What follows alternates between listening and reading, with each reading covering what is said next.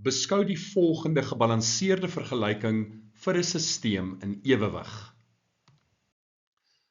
Hoe sal die byvoeging van 'n katalisator by die reaksiemengsel die opbrengs en reaksietempo beïnvloed?